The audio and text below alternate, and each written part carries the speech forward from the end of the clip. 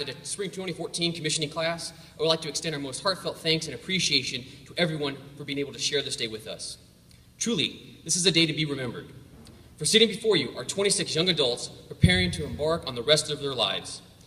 More than just young adults, these select Americans just a few short years ago heard their nation's call and volunteered to join the greatest Air Force in the world. Most had no idea what to expect upon participating in Air Force ROTC. Some had a glimpse, but no one was certain where their path would lead. After several years of sweat, hard work, countless hours of studying, planning, and yes, even blood occasionally, they overcame all the obstacles that arose to prevent them from attaining their goal, to commission as a second lieutenant in the United States Air Force. To be certain, along the way, paths were changed or altered by life's circumstances and trials beyond their control, but all persevered and came through stronger and more determined than before to join the ranks of the select few Americans defending our great nation. These 26 Americans have experienced a great deal, and they have had to overcome budget cuts, reduced pilot slots, downsizing of the military, economic uncertainty, as well as a host of other problems. Many of these issues continue today and will continue for years to come. In spite of whatever challenges that come their way, they will always follow the Air Force saying of mission first, people always. If you take care of your people, the mission will get done. However, some may wonder, why join the military at this time? With sequestration hitting our military deeply, and in some cases painfully, why join? Why join when the mission is being even more demanding and the resources are getting cut even more? The Air Force will be forced to cut even more personnel to meet the budget requirements mandated by Congress. The Air Force has to cut $12.5 billion each year to achieve the mandate. General Mark A. Welsh, Chief of Staff, United States Air Force, said recently, if we stop flying for 2 years, completely no flying in our Air Force for 2 years, we can pay 1 year of the budget. 1 year. Let that sink in for a moment. Additionally, he said, out of the Air Force budget, 55% of that money goes to pay people. 5% of that 55 is for installations and facilities. The rest of our Air Force budget is all readiness, force structure, and modernization. From that, would not seem to be such a great time to be in the Air Force, and that's not all. The A-10, the only platform that does the close air support mission, is on the cutting block, as well as the B-1 Lancer, U-2, KC-10, and Global Hawk 40 fleet. All of these would be cut in order to meet the sequestration requirements. And that's just assets. General Wells also said up to 25,000 additional personnel would be cut to meet these requirements. There's another problem that faces the Air Force, and that's sexual assault.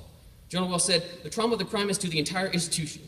We have to change this across the entire spectrum. According to the Department of Defense, only 17% of all sexual assault victims report it each year. The situation that our 26 young leaders are going to be exposed to is uncertain, filled with real leadership challenges. Why would anyone want to join the Air Force at this time? I'll tell you why.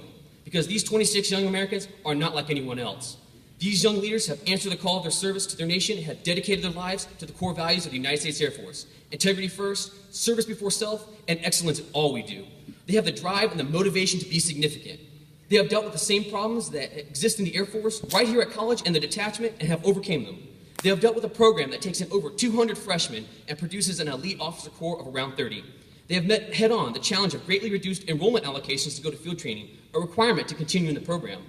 In the 2008 time period alone, enrollment allocations were between 60 and 70 slots. In 2010, our year pretty much, the numbers were cut in half and have remained at that level, even though the number of cadets trying to earn enrollment allocation has increased by at least half. The young leaders have had to deal with a smaller cadet wing with no funding from Air Force RTC, which used to be almost 500 strong with such a large POC corps that jobs were made up for people to do, to now each POC having a primary job with 3 to 5 secondary jobs that have to get done in order for the wing to function. All of this on top of the highly demanding academic requirements placed upon them by the school and Air Force RTC itself. Each and every time, these leaders met and vanquished the challenges, so much so that Detachment 157, out of 140 plus attachments, won the Best Unit of the Year award not once, but twice in a row, a never before heard of accomplishment. Also at a time when pilot slots were being reduced and airframes cut, these leaders have had some of the highest acceptance rates across the nation, with the last year's group having a 96.8% selection rate for rated slots. Additionally, they have created a culture of zero tolerance for underage drinking, drug abuse, sexual assault or harassment of any kind, cheating, and more. They have led a cadet wing that polices itself and are proactive in seeking to prevent problems from arising with a robust sponsorship and mentorship program that is found only at this detachment. They have laid a strong foundation, and now that they are preparing to commission an interactive duty, they will continue to grow and develop the critical leadership skills that they need in the future.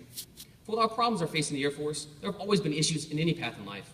A famous person once said, "It's not how hard you hit, it's about how hard you can get hit and keep moving forward." The Air Force will keep moving forward because of the great leaders like these seated before you. I've talked about the mission and how it will require leadership to overcome, but what about the people? These young leaders have a wide and diverse range of jobs that include pilot, navigator, cyberspace operations, space operations, missiles, engineering, intelligence, security forces, and more. They will be leading the best trained and most highly motivated enlisted force on this earth to accomplish whatever mission is required of them. They've had great examples from the cadre at Detachment 157, both officer and enlisted, who have trained them in leadership, sponsorship, followership, mentorship, and so much more. They have been instructed on how to take care of their people through award packets, performance reports, getting in the trenches, and being active in their leadership.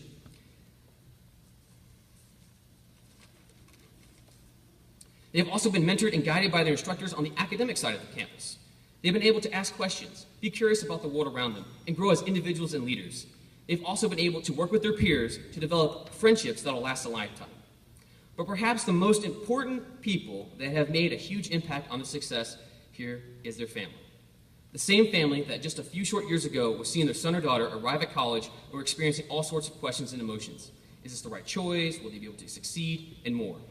As these young men and women sit here today, parents, I can tell you that you can rest assured that you raised them well. For these young leaders, as you have heard, have answered the call, as so few do, and said, yes, I am willing to defend my nation and serve with undying devotion.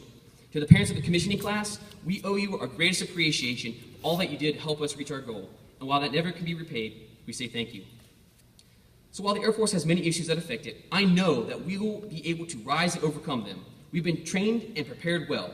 We've had a strong foundation laid by our mentors, instructors, parents, and peers. We have developed the self-discipline, integrity, and drive for excellence that is so desperately needed in our leaders today.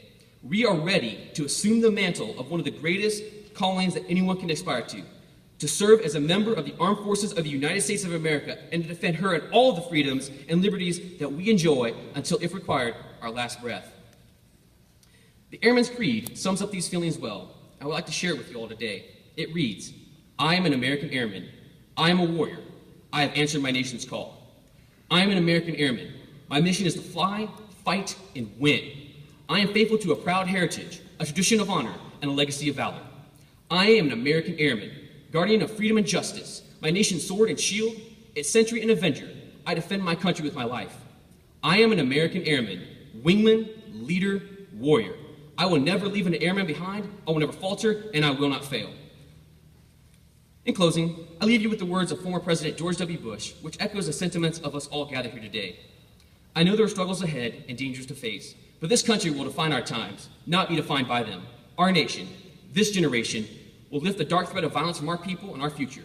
As long as the United States of America is determined and strong, this will not be an age of terror. This will be an age of liberty, both here and around the world. We will not tire, we will not falter, and we will not fail.